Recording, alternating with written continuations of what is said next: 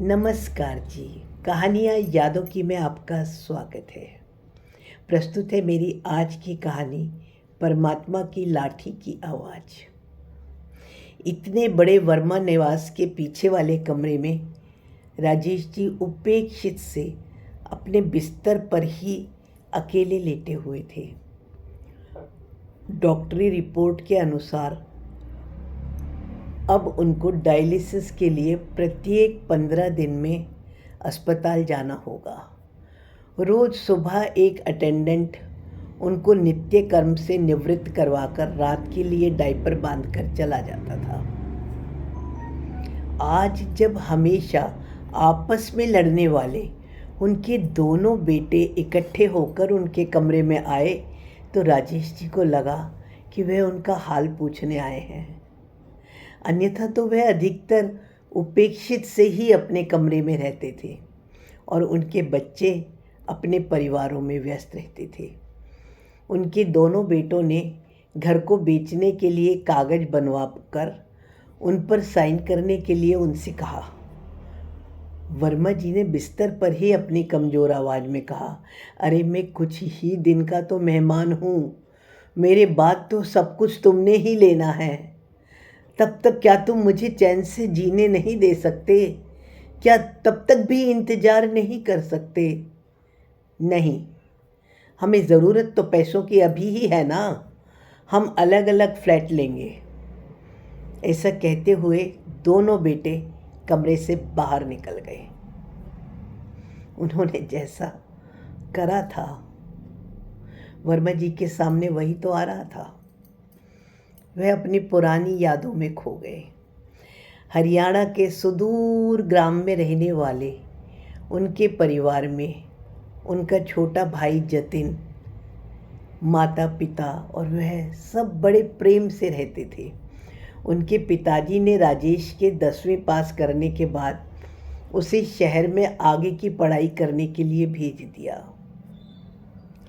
शहर में रहने के बाद गांव जाते तो वर्मा जी का मन ही नहीं लगता था गांव में। स्कूल कॉलेज की पढ़ाई करने के बाद दिल्ली में ही उनकी निगम में सरकारी नौकरी लग गई थी और उनका विवाह भी हो गया था। उनका छोटा भाई जो जतिन था वो पढ़ाई में इतना होशियार नहीं था, परंतु वह पिता के साथ खेती बाड़ी में ही लगा रहता था। उसका भी विवाह हो गया था और वह अपने परिवार और माता पिता के साथ गांव में ही आराम से जीवन यापन कर रहा था। वर्मा जी इतना अधिक गांव में नहीं जाते थे, सिर्फ किसी वार त्योहार पर ही कभी उनका जाना होता था, वो भी अधिकतर वह अकेले ही जाते थे। सरकार की ओर से जब उनके खेत एक्वायर होने का टाइम आया तो वर्मा जी अपने गांव गए। तब तक तो उनके 2 पुत्र भी हो चुके थे। गांव जाने के बाद जब उन्होंने देखा कि सरकार की तरफ से उनके पिता को उनकी ज़मीन की एवज़ में काफ़ी पैसों का चेक मिला है और उनके पिता ने वर्मा जी के पढ़े लिखे होने के कारण उनको ही सारा पैसों का हिसाब किताब संभालने के लिए कहा, तो वर्मा जी ने उन पैसों में से अधिकतम पैसे अपने नाम पर अपने अकाउंट में जमा करवा लिए और अपने पिताजी को कहा कि मुझे शहर में एक मकान खरीदना है, इसलिए मैंने अपना हिस्सा पहले ही ले लिया, बाकी आप छोटे भाई को यह गांव का घर उसको ही दे देना। हालांकि माता पिताजी ने उसे बहुत बुरा भला कहा, परंतु उन्हें कोई फर्क नहीं पड़ा। ना ही उन्होंने कुछ जतिन के बारे में सोचा। जतिन भी बहुत गुस्से में था, परंतु माता पिता भी अब क्या कर सकते थे। वो जतिन को भी समझाते रहे पर जतिन को भी कुछ समझ में नहीं आ रहा था। वर्मा जी ने तो दिल्ली में आकर 500 वर्ग मीटर की ज़मीन खरीद ली थी। बाकी वह पब्लिक डीलिंग में ही रहे तो रिश्वत लेने से भी कभी पीछे नहीं हटते थे।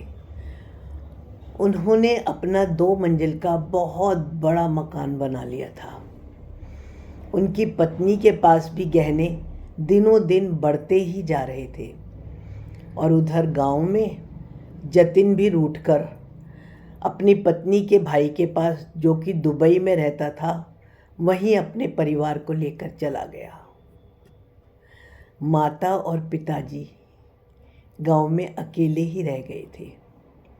हालांकि वर्मा जी 1-2 बार उनसे मिलने भी गए थे, परंतु गुस्से और दुख में उनके पिताजी और माताजी उनसे बात ही नहीं करते थे। और माताजी की मृत्यु पर भी वर्मा जी अकेले ही गए थे। जतिन तो तब आया ही नहीं था।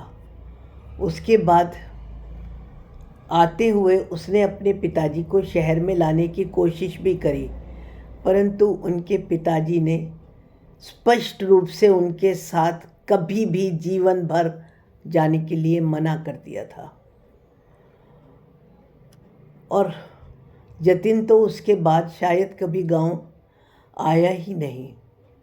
उसे तो हमेशा यही लगता था कि उनको धोखा केवल उनके पिताजी और माताजी ने ही नहीं दिया, अपितु उसके बड़े भैया राजेश के साथ वह दोनों मिले हुए थे।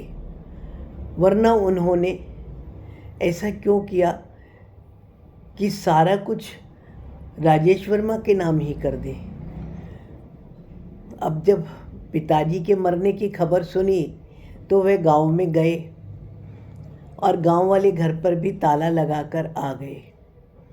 गांव का घर तो जतिन के नाम पर था ना, इसलिए वह उसे बेच नहीं पाए।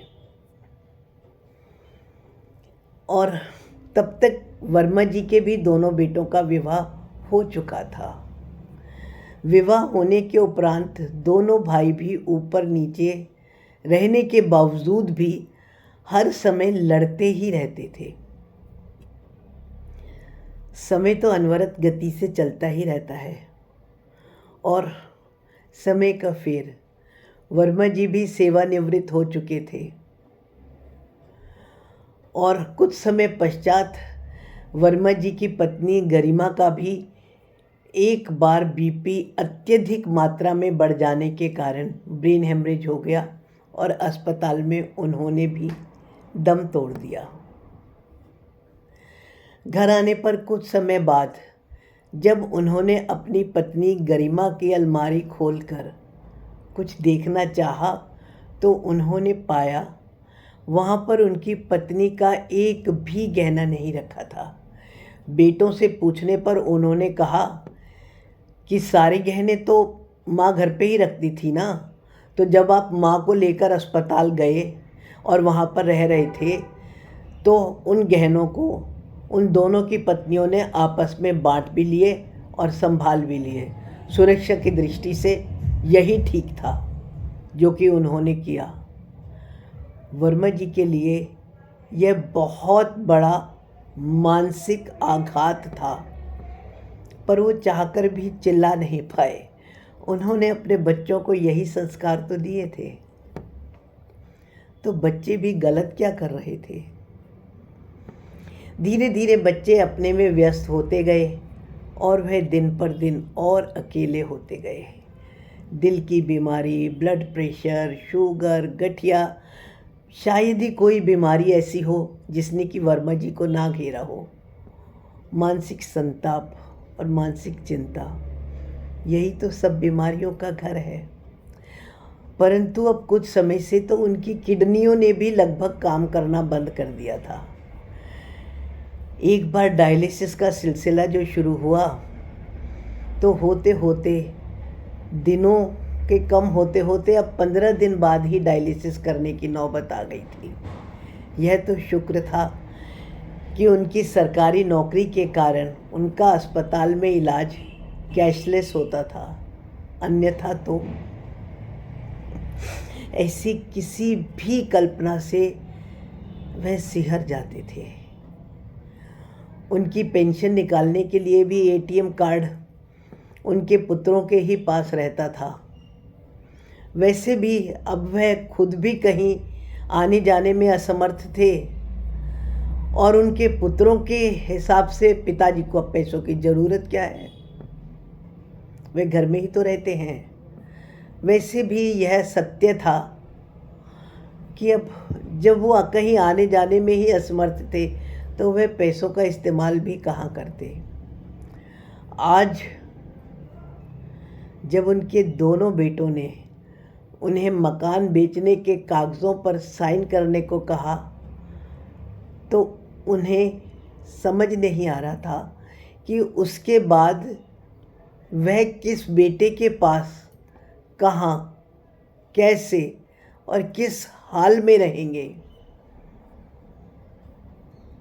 आज रह रह करके उन्हें यह ख्याल आ रहा था कि उनके पिताजी की तो कोई पेंशन भी नहीं थी, खेत भी सारे बिक गए थे, भाई भी चला गया था, ना जाने उन्होंने अपना समय कैसे निकाला होगा।